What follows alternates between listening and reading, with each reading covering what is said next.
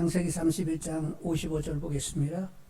창세기 31장 55절, 32장 1절 바로 위에 있는데 같이 읽으면 라반이 아침에 일찍 일어나 손자들과 딸들에게 입맞추며 그들에게 축복하고 떠나 고향으로 돌아갔더라. 야곱이 외삼촌 라반에게서 도망 나오듯 나왔지요. 라반 삼촌이 결국 야곱의 모든 재산을 몰수하고 그리고 또 그 아내와 애들까지 보내지 않으면 정말로 혼자 몸으로 나올 수도 있다, 이런 가능성이 있어서 외삼촌 라반께서 양을 깎으러 3일길, 라반 삼촌이 양을 3일길 떨어진 곳에 있었는데 그곳을 가가지고 양털을 깎으려 갔을 때에 그때 도망치듯 나오게 되었어요. 근데 3일길 떨어져 있는 곳이어서 야곱이 도망을 나온 후 3일 만에 이제 그 라반 삼촌이 알게 된 거예요. 그래서 그냥 또 일주일간, 7일간 열심히 쫓아와서 결국 열흘이 됐을 때에 이제 붙들리게 되었단 말이요.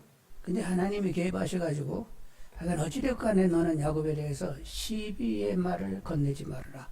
하나님이 준엄하게 말씀하셔가지고 결국 라반 삼촌이 결국 야곱을 어떻게 해하지 못하고 결국 야곱의 아들, 야곱의 자녀들과 그리고 이제 라반 삼촌의 딸들에게 당신이 축복하고는 돌아가게 되었어요. 그래서 이제 32장 1절로 왔습니다. 자, 32장 1, 2절 한번 보겠습니다. 32장 1, 2절. 야곱이 길을 가는데 하나님의 사자들이 그를 만난지라. 야곱이 그들을 볼 때 이르기를 이는 하나님의 군대라 하고 그 땅 이름을 마하나임이라 하였더라. 이제 삼촌과 헤어져가지고 오게 되는데 글쎄 어느 날 천군 천사들이 나타나게 되었어요. 이런 일이 언제 있었죠? 20년 전에 브에세바에서 떠나 바단 아람으로 갈 때에 베델에서 밤중에 돌베개하고 잠을 잘 때에 하늘이 열리면서 천군 천사가 나타난 적이 있었단 말이요. 근데 이제 다시 돌아오는데 또 천군 천사가 또 이렇게 나타나시게 되었어요. 그래서 이제 결국 천군 천사가 나타난 곳을 마하나임이라 이렇게 그 이름을 붙이게 되었습니다. 왜 하나님께서는 이렇게 천군 천사가 나타나가지고 이렇게 야곱의 가족을 만나 주시는 것인지, 그것은 첫째, 언약의 후손인 야곱이 약속의 땅인 가나안으로 돌아오게 된 것을 환영하기 위하여 천사들이 나타나게 된 거지요.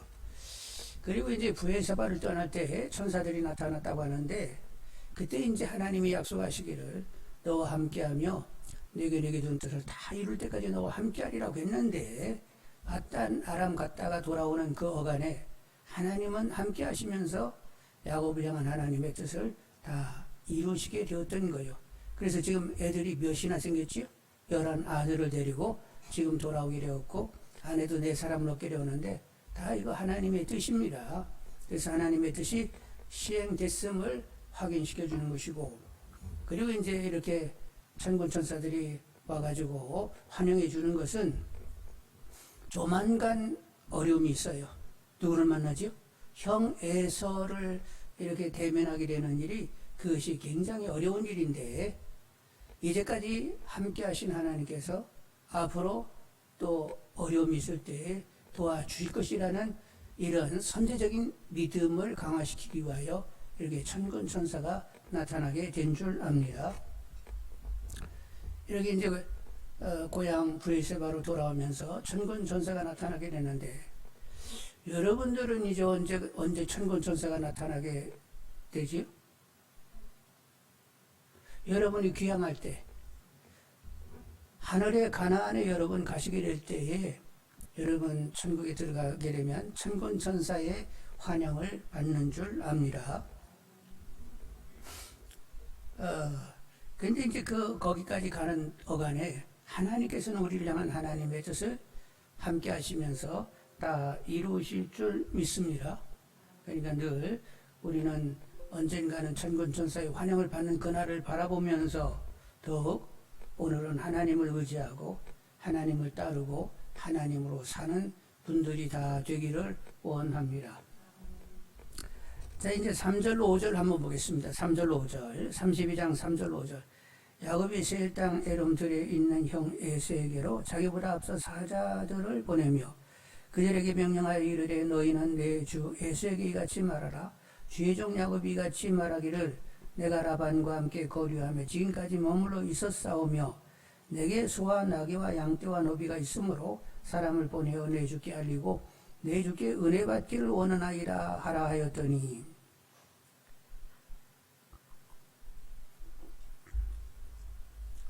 이제 야곱이 형 에서에게 나 돌아오고 있습니다 하고 이렇게 알리게 됐는데 알려놓고는 이제 400명의 사람을 데리고 온다니까 막 전전긍긍하고 정신없어하고 막 두려워하고 이게 난리도 아니란 말이요.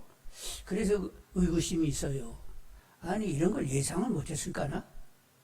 두 가지 경우로 생각할 수 있는데 사람을 보냈더니 형이 이미 마음이 풀려가지고 그래 그래서 좋게 이렇게 나올 수도 하나 있고 근데 형이 아직도 그 20년 전에 야곱이 행한 그 행위를 아주 그냥 악하게 보면서 왼수를 갚아야 된다고 하면서 아직도 벼르고 있을 수도 있단 말이요. 그런데 두 가지 경우인데 어느 쪽이 야곱이 생각할 때는 어느 쪽인 것 같아요? 아무래도 형이 풀리지 않았을 거야. 그러면 어떤 상황이 벌어질지 이렇게 생각할 수 있는 것 아니요? 그러면 어떻게 했으면 좋겠어요? 20년 전에 무슨 잘못을 했지? 팥죽 가지고 형의 장자권을 잡고 그리고 눈이 어두운 아버지 이삭을 속여가지고 형이 받아야 할 축복을 자기가 축복을 받았단 말이요. 그래서 형이 죽이려고 하니까 급히 바다나람을 도망갔단 말이요. 그런 이제 그런 형이니까 아까 두 가지 경우를 생각했는데 풀려가지고 좋게 대할 수도 있지만 아직도 안 갚음에 되겠다는 이런 마음을 가지고 벼르고 있다라고 하면 나 옵니다 하고 이렇게 알리는 것이 이게 쉬운 일이 아니다. 근데 왜 그 일을 그렇게 했을까나? 저 같으면 이렇게 하겠어요. 이렇게 불확실하면 일단은 아버지한테 가는 거야.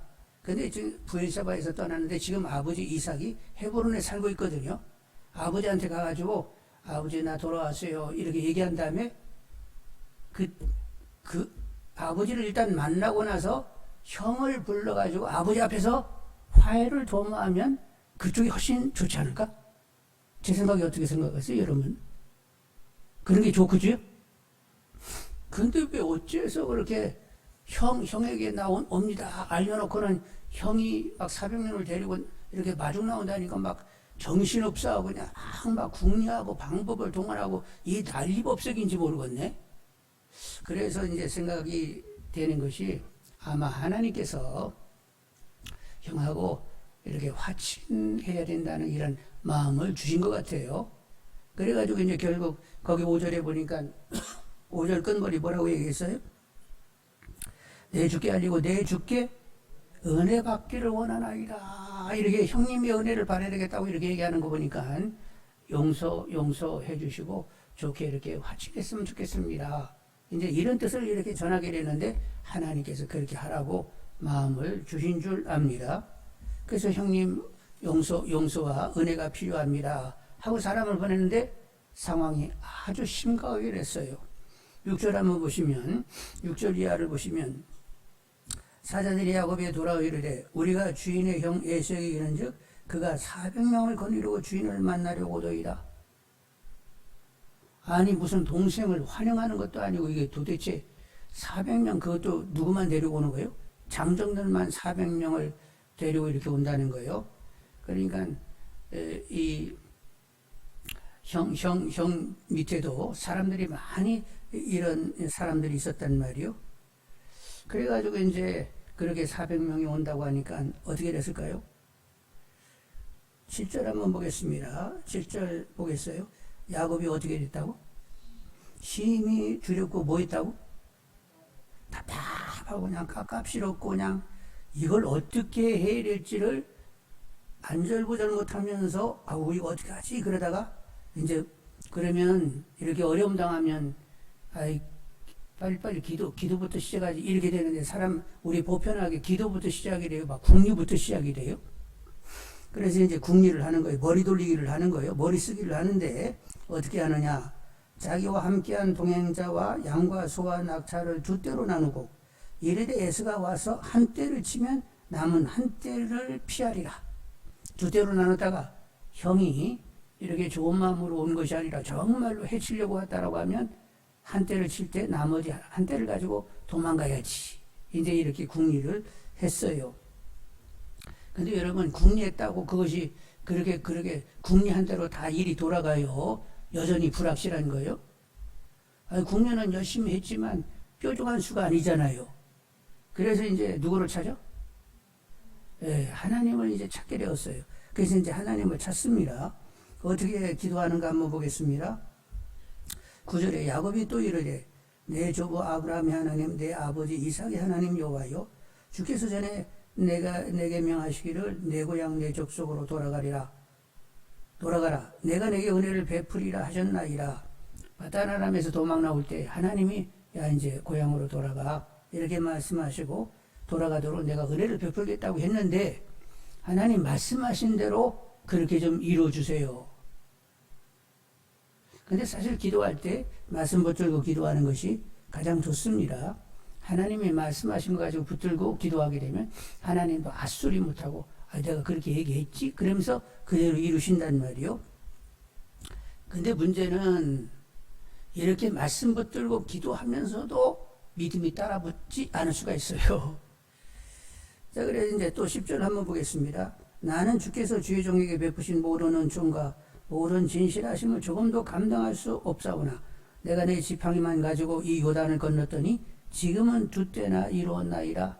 하나님은 또 약속하신 대로 말씀하셔서 바다나람에 갔을 때 라반 삼촌이 나를 그냥 빈몸으로 돌아가게 하려고 했는데 하나님께서 많은 불을 만드셨어요. 약속을 하나님은 실행하신 분인데 그 약속 실행하심처럼 또 이번에도 이 어려운 일을 좀 풀어주세요. 11절 내가 주께 간구하오니 내 영의 손에서 에서의 손에서 나를 건져내시옵소서. 내가 그를 두려워함은 그가 와서 나와 내 처자들을 칠까 겁이 나기 때문이라. 주께서 말씀하시기를 내가 반드시 내게 은혜를 베풀어 내 씨로 바다에 셀 수 없는 모래같이 많게 하리라 하셨나이다.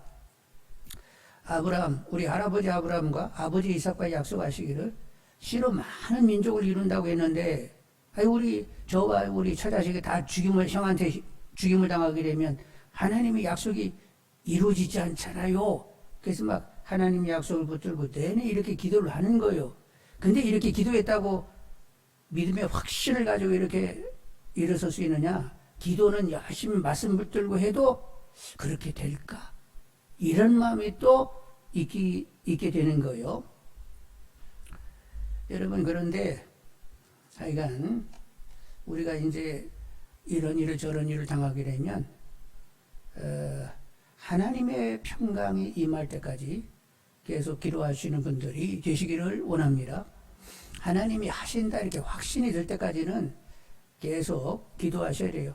궁리도 하고 기도도 하고 기도도 하다가 막 궁리도 하고 막 왔다 갔다 하는데 하여간 기도에 여러분 힘쓰시면서 믿음의 확신이 설 때까지는 계속 기도의 끈을 놓지 않은 분들이 그렇게 해야 되겠습니다. 빌립보 4장 6절로 7절에 아무것도 염려하지 말고 다만 모든 일에 기도와 간구로 너의 구할 것을 감사함으로 하나님께 아뢰라. 그리하면 모든 지각에 뛰어난 하나님의 평강이 그리스도 예수 안에서 너희 마음과 생각을 지키시리라.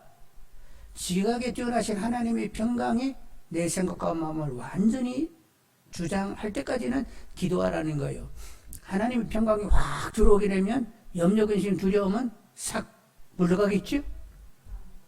그래서 그때까지는 계속 기도를 하셔야 된다는 것입니다.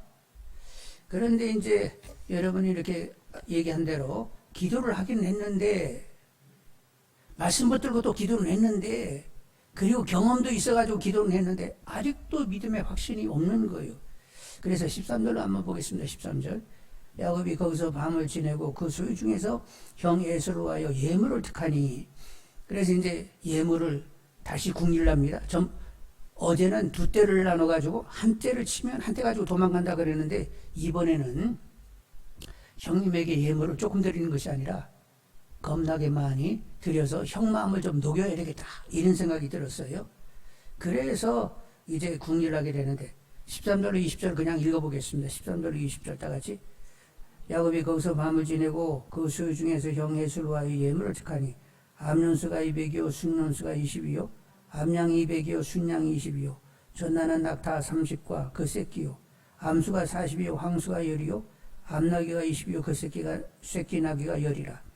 그것을 각각 때로 나누어 종들의 손에 맡기고 그의 종에게 이르되 나보다 앞서 건너가서 각대로 거리를 두게 하라 하고 그가 또 앞선 자에게 명령하여 이르되 내 형 에서가 너를 만나 묻기를 내가 누구의 사람이며 어디로 가느냐 내 앞에 것은 누구의 것이냐 하거든 대답하기를 주의 종 야곱의 것이요 자기 주 에서에게로 보내는 예물이오며 야곱도 우리 뒤에 있나이다 하라. 그리고 둘째와 셋째와 각대를 따라가는 자에게 명령하여 이르되 너희는 에서를 만나거든 고디같이 그에게 말하고 또 너희는 말하기를 주의 종 야곱이 우리 뒤에 있다 하라 하니 이는 야곱이 말하기를 내가 내 앞에 보내는 예물로 형의 감정을 어떻게 한다며? 푼후에 대면하면 형이 혹시 나를 받아주리라 함이었더라. 그러니까 또 뭘 있었지요? 그래가지고 때를 몇 대로 나누냐면 네 대로 이렇게 나눠가지고 이렇게 에서가 오다가 이게 뭐요? 그러면 글쎄 야곱이 형님 에서에게 드리는 예물이라네요. 그렇게만 답을 하라는 거예요. 그래서 한 차례, 두 차례, 세 차례, 네 차례 이렇게 이제 얘기를 듣다 보면 그 마음이 감정이 풀린 다음에 형을 만나게 될 것이다. 그런데 20절 다시 한번 읽겠습니다. 20절 다시 한번. 또 너희는 말하기를 주의 종 야곱이 우리 뒤에 있다라 하니 이는 야곱이 말하기를 내가 네 앞에 보이는 예물로 형의 감정을 푼 후에 대면하면 형이 분명히 나를 받아주리라. 혹시 받아주리라? 예, 혹시 역시 이렇게 머리를 굴려가지고 계획을 이렇게 이런 방안을 내서도 역시 불확실한 거예요. 그래서 불확실하면 또 사람이 뭐 한다고? 그래서 이제 또 기도하게 되는 것입니다. 그래서 이렇게 짐승떼하고 식구들을 다 이렇게 강을 건너게 한 다음에 야복나루에 혼자 남아가지고 밤새 기도하게 되었습니다. 그래가지고 이제 밤새 기도하게 되는데 결국 씨름씨름 하면서 기도하게 됐어요. 그래가지고 결국 이겼어요, 이겼어요? 결국은 이제 새벽이 돼가지고 나 가야 되니까 그만 붙들어. 아니요, 축복하기 전까지는 보내드릴 수 없어요. 그래서 결국 네가 이겼다 이렇게 얘기했는데 여러분 사람이 하나님을 이길 수 있어요? 하나님은 이길 수 있는 분이 아니요. 근데 이제 네가 나를 겨루 이겼다고 얘기하는 것은 응답 주겠다라고 하는 말씀이 되는 거지요. 그래서 이제 너희 형 마음을 내가 잘 이렇게 만져가지고 너를 용서하고 너를 받아들일 수 있도록 내가 만들겠다고 하나님께서 이렇게 이야기하시게 되었던 거지요.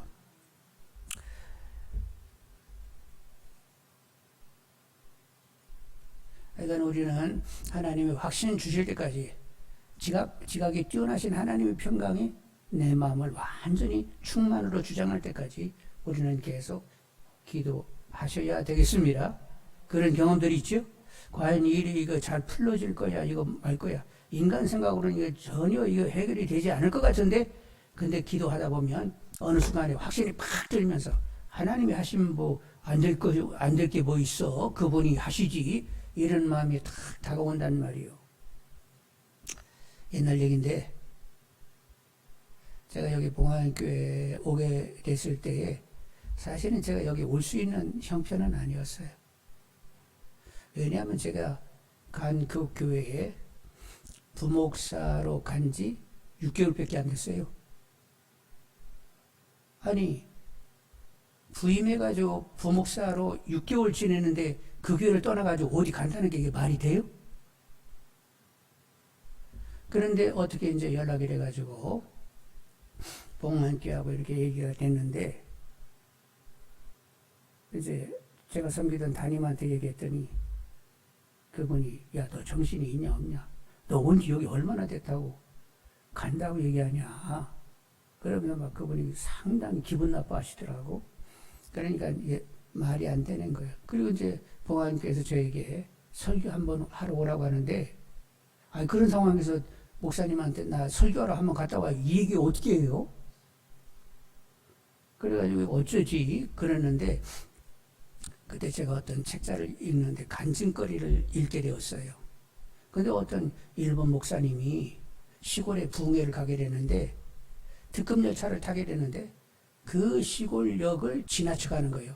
그 시골역에는 내리지 않습니다. 시골에 가가지고, 그 교회에 가가지고 말씀을 전해야 되는데, 거기를 그냥 지나쳐가는 특급 열차란 말이에요. 그래서 지나갔다가 다시 돌아와야 돼요. 근데 이제 시간을 보니까 그 역에 내려야 되는데 이게 거의 불가능한 일이거든요. 그래서 이제 두 분이 동행을 하게 되는데 이제 그 시골 교회 가서 부흥회를 하려고. 근데 이제 가는데 부흥회를 인도하러 가는 목사님이 시골역 가까이 오니까 자기 동행하는 사람한테 내리게 빨리 준비해. 그러면 여기는 차가 안 쓰는데요? 아니요, 쓴다고. 그러더니 그분이 앞에 가는 거예요. 그러니까 동행했던 사람이, 이게 어쩐 일이요? 그리고 따라갔어요. 근데 이렇게 기차가 그 역에 그날따라 묘하게 섰습니다. 묘하게 기차가 섰는데 문은 열리지 않았어요. 거기는 이렇게 사람이 내릴 곳이 아니기 때문에 무슨 사정인지는 모르지만 기차가 거기에 특급 열차가 멈췄는데 시골역에. 근데 문은 열리지 않았거든요. 근데 거기 이제 이렇게 내리는 데 있잖아요. 그 밖을 보니까 바로 거기에 영문이 서 있는 거야. 그러니까 목사님이 안쪽에 탕탕탕 열리니까 그 영문이 뭔가 이렇게 쳐다보더니 막 문을 열어나오니까 그분이 문을 딱 열었어요. 그래서 얼른 내렸다는 거 아니에요.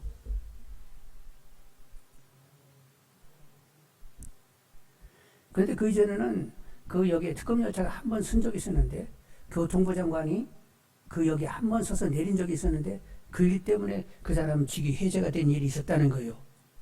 근데 목사님에게는 감동이 팍 들면서 내릴 수 있다고 하나님 말씀 주셔가지고 거기 이제 내리는 거기 문 앞에 섰더니 마침 그 앞에 영문이 그 밖에 있어가지고 두드려더니 그 사람이 문을 열어줘가지고 내렸다는 건 아니에요. 그래서 시골교회에 시간을 맞춰서 갔다는 이런 글을 봤거든요. 그럼 하나님이 하시고자 하면 하시겠네.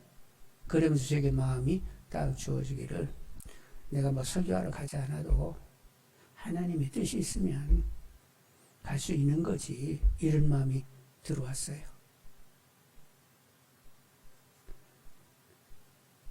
거기 가가지고 부목사 6개월 하고 있는데 어디 간다고 하면 그건 상식을 넘는 말도 안 되는 소리가 되는 거예요. 그런데 말도 안 되는 그런 일이 일어나게 됐다니까.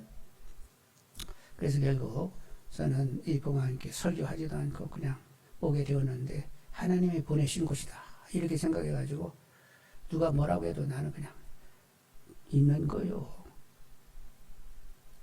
그런 줄 아세요. 그러니까 하나님의 일은 인간 상식 가지고만 되는 것 아니에요. 그러니까 계속 기도하게 되면 어느 순간 마음이 팍 오면서 하나님은 능치 못하고 그분이 하시면 그분의 수준에서 기하게 역사하면 얼마든지 움직일 수 있는 것이지 해결되는 것이지 이렇게 마음이 온다니까요. 그래서 염려, 근심, 걱정, 두려움 있을 때에 지각에 뛰어나신 하나님 평강이 나의 생각과 마음을 완전히 주장할 때까지는 계속 깨어서 기도하셔야 되는 거지요. 자, 그래서 이제 확신을 받았습니다. 네가 이겼다 하면서 이렇게 확신이 오게 되었어요. 그래서 33장 1절로 4절을 보겠습니다. 33장 1절로 4절. 야곱이 눈을 들어보니 에서가 400명의 장정을 거느리고 오고 있는지라. 그의 자식들을 나누고 레아와 라헬과 두 여종에게 맡기고 여종들과 그의 자식들을 앞에 두고 레아와 그의 자식들은 그 다음에 두고 라헬과 요셉은 뒤에 두고 자기는 그들 앞에 나아가되 몸을 7번 땅에 굽히며 그 형 에서에게 가까이 가니 에서가 달려와서 그를 맞이에 안고 목을 어긋 맞추어 그와 입 맞추고 서로 우니라. 어떻게 울었을까나? 누가 소리를 더 크게 냈을 것 같아요? 야곱? 에서가 더 소리 내지 않았을까? 모르겠어요. 하여간 둘이 막 붙들고 그냥 꺽꺽거리며 몇 년 만에 만났다고? 20년에 만나가지고 아이고 늙었네 서로 해가면서 서로 늙음을 확인하면서 그렇게 울었습니다. 근데 하나님께서는 화해하기를 원하시는 분입니다. 두 사람이 화해하는 것보다 누가 더 원하신다고? 하나님이 원하세요. 여러분 하나님이 그렇게 화해하기를 원하시는 걸 뭘로 안다고? 하나님 당신이 먼저 그 일을 했어요. 죄인된 우리와 화목하기 위하여 아들을 십자가에 못 박고 물과 피를 쏟게 하신 분이요. 그렇게 엄청난 대가를 치르면서 우리와 화해하기를 원하신 분이요. 그분이 이 두 형제의 화해를 원하셨던 것입니다.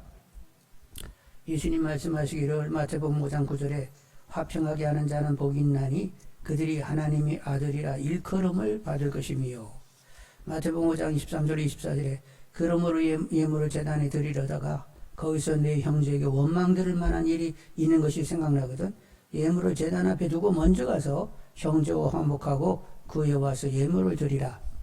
내가 가해자가 됐든 아니면 내가 피해자가 됐든 하여간 화목을 도모하고자 하는 이들이 되어야 된다는 거요. 여러분 화목을 도모할 수 있는 분들이 다 되기를 원합니다. 누가 그렇게 해주셨으니까 하나님의 아들을 허송하면서 나와 그렇게 화목하기를 원하시는 하나님인데 그분을 내 안에 모시고 산다라고 하면 우리는 내가 원하고 원치 않고를 떠나서 하나님의 뜻, 하나님의 주장함 가운데 그런 일을 하고자 하는 분들이 다 되기를 원합니다. 그래서 형을 만나가지고 가족을 이렇게 다 일일이 소개하고 그리고 형에게 드리고자 했던 예물을 드렸어요. 그랬더니 에서가 나도 충분히 있어. 이런 거 나 안 줘도 괜찮아. 근데 야곱이 하도 강청하니까 그래 그러면 할 수 없지 받자야. 그래서 받게 되었습니다. 그리고 이제 야곱이 형의 얼굴을 보니까 누구의 얼굴을 보는 것 같았다고요? 33장 10절 보겠습니다. 10절 야곱이 이르되 그렇지 아니하나이다. 내가 형님의 눈앞에서 은혜를 입었사오면 청하건대 내 손에서 이 예물을 바르소서. 내가 형님의 얼굴을 배운 적 하나님의 얼굴을 본 것 같사오며 형님도 나를 기뻐하심이니이다. 형이 용서하고 그리고 다시 사랑하는 마음으로 이 동생을 쳐다보면서 기뻐하고 있는 그를 보니까 하나님의 얼굴을 보는 것 같다고 얘기했어요. 그렇습니다. 하나님 얼굴은 그렇습니다. 하나님은 용서하시고 용납하시고 사랑하시고 기뻐하시고 오래 참으시고 결국 하나님으로 삶을 살 수 있도록 그렇게 주장하시는 분이요. 하나님 얼굴 어떻게 생겼다고요? 우리를 사랑하며 용서하시고 오래 참으시면서 우리를 기뻐하시는 줄 압니다.